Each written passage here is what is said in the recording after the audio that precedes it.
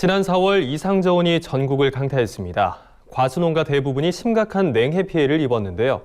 현장에선 역대 최악의 이상저온 피해라는 목소리까지 나왔습니다. 네, 하지만 아직까지 정부의 대책과 정확한 통계는 감감무소식입니다. 대책만을 기다리는 농가들은 정부의 느린 행보에 속이 타들어가고 있습니다.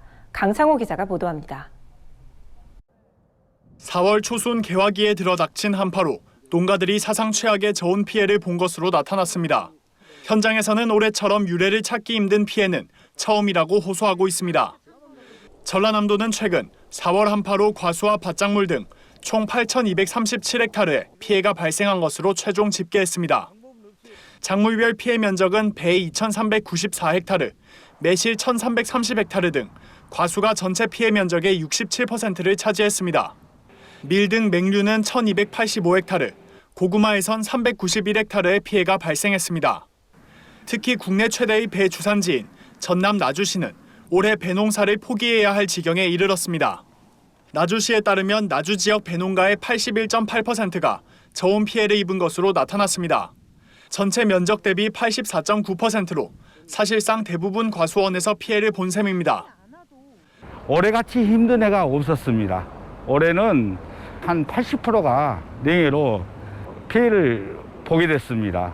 그런데 올해같이 힘든 해는 농민들이 싹 죽어가는 형식, 생계비도 못 건지는 형식이 되다 보니까 충청북도에서도 도내 9,851농가에서 모두 4,094헥타르의 저온 피해가 발생한 것으로 나타났습니다.